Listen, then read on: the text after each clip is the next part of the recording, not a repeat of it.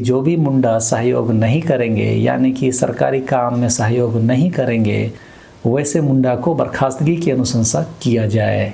और इधर मानकी मुंडा संघ ने प्रशासन की ओर से बर्खास्तगी का निर्देश को बर्दाश्त से बाहर बताया। सबों को जोहार, मैं मुकेश बिरुआ। मानकी मुंडा से संबंधित कई वीडियो मैंने यूट्यूब में डाले हैं।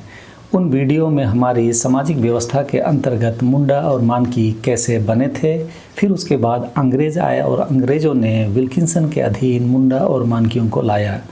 विल्किंसन ने विल्किंसन रूल बनाया और मानकी और मुंडाओं को हुकूकनामा, जिसे रिकॉर्ड ऑफ राइट्स बोलते हैं, वह दिया। रिकॉर्ड ऑफ राइट्स के हिसाब से मानकी और मुंडा जिन्हें हुकूकनामा मिला है वे लोग सामाजिक मुंडा या मानकी नहीं हैं, बल्कि सरकारी एजेंट हैं जो टैक्स कलेक्शन में सहयोग करने के लिए और सरकार बहादुर का आदेश पालन करने के लिए उन्हें हुकूकनामा दिया गया है। अपने पहले वाले वीडियो आदि में भी मैंने स्पष्ट किया था कि यदि कोई ऐसा पदाधिकारी यहाँ आ जाए जो हुकूकनामा और विल्किंसन रूल के नियमों को अक्षरशः पालन करने का प्रयास कर ले तो आधे से ज़्यादा मुंडा और मानकी बर्खास्त हो रहे होंगे। मुंडा और मानकियों से संबंधित दस्तावेजों का अध्ययन करने के बाद ही मैं यह सब बातें बोल रहा था। अब यह खबर आपके सामने है। खबर कह रहा है कि जो भी मुंडा सहयोग नहीं करेंगे यानी कि सरकारी काम में सहयोग नहीं करेंगे वैसे मुंडा को बर्खास्तगी की अनुशंसा किया जाए।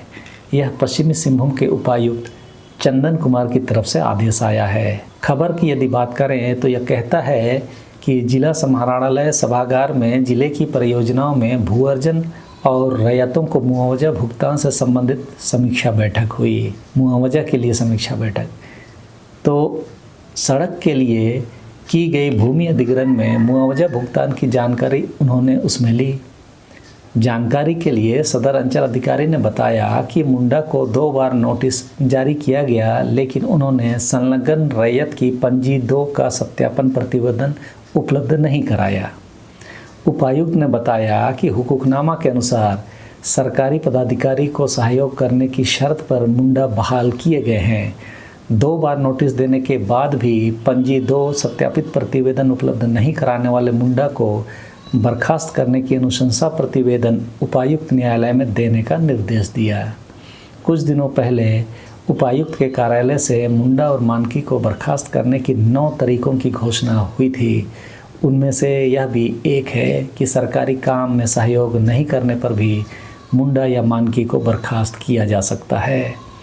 उपायुक्त ने कहा कि जहां भू अर्जन के मुआवजा की राशि रैयत लेने को तैयार है और मुंडा वंशावली अनुशंसा निर्गत नहीं कर रहा है, वहां अन्य तरीकों जैसे मुखिया द्वारा सत्यापन, ग्राम सभा द्वारा सत्यापन अथवा समाचार पत्र में स्वयं अभिप्रमाणित वंशावली पर आपत्ति आमंत्रण के माध्यम से वंशावली अंचल से निर्गत करने की बात कही।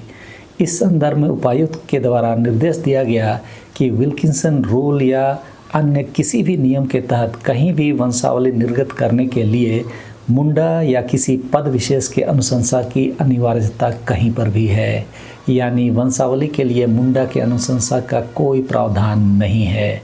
उपायुक्त ने स्पष्ट किया कि वंशावली निर्गत कराना रैयत का कानूनी अधिकार है और जहां मुंडा द्वारा वंशावली अनुशंसा नहीं की जा रही है वहां अन्य माध्यमों का प्रयोग कर मुआवजा भुगतान कराना सुनिश्चित किया जाए।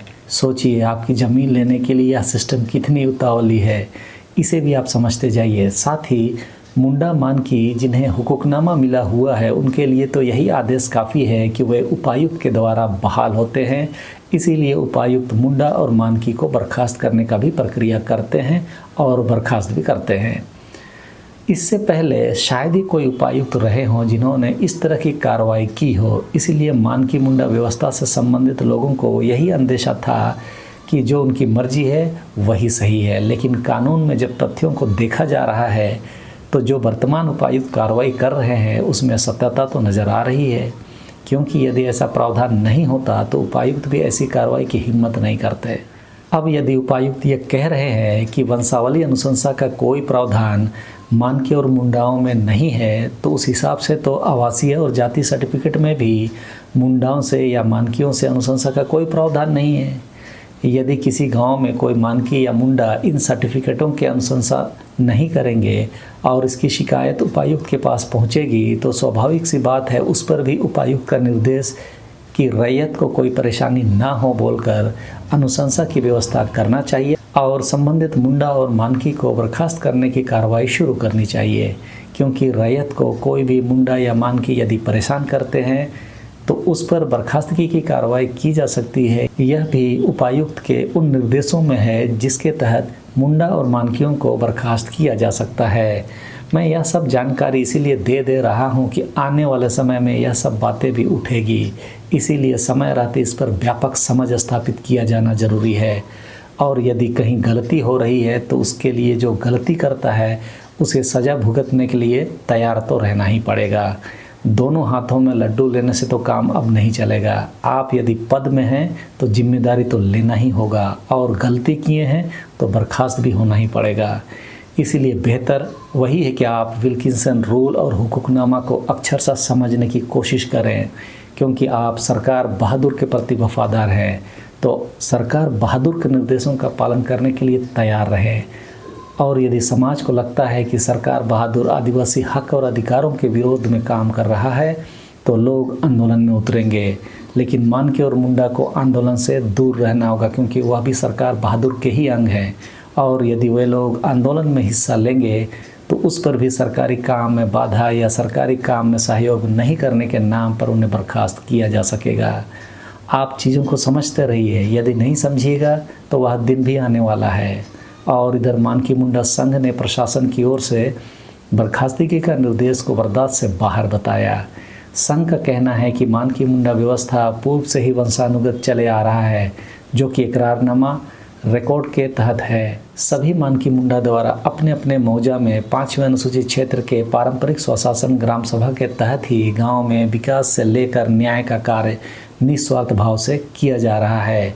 इस बिंदु को देखते हुए संघ ने कहा कि मानकी मुंडाओं के प्रति किसी न किसी विषय को लेकर लगातार जिला प्रशासन की ओर से बर्खास्तगी आदेश आना बर्दाश्त से बाहर है। संघ का कहना है कि उक्त आदेश उच्च अधिकारी के द्वारा ही दिया जाता है, न कि जिलाधिकारी के द्वारा। संघ का कहना हुकूकनामा के अनुसार सही है कि मानकी और मुंडा का पद वंशानुगत है, लेकिन बर्खास्त होने के बाद यह पद समाज के लिए खुल जाएगा, वंशानुगत नहीं रहेगा। यह भी हुकूकनामा में लिखा है। उपायुक्त ने हुकूकनामे की शर्तों के आधार पर ही बर्खास्तगी की कार्रवाई का निर्देश दे रहे हैं। यदि संघ को लगता है कि उपायुक्त का आदेश गलत है तो उन्हें न्यायालय में मामला को ले जाना चाहिए। यदि नहीं तो समाज के लोग समझेंगे कि मानकी और मुंडा अनपढ़ हैं, अपने कानून को वे ठीक से भी नहीं पढ़ पाते हैं। तो आप भी पढ़िए ताकि चीज़ें समय पर समझ आए। तो चलिए इस वीडियो में इस समय के लिए इतना ही। सबों को धन्यवाद। जोहार।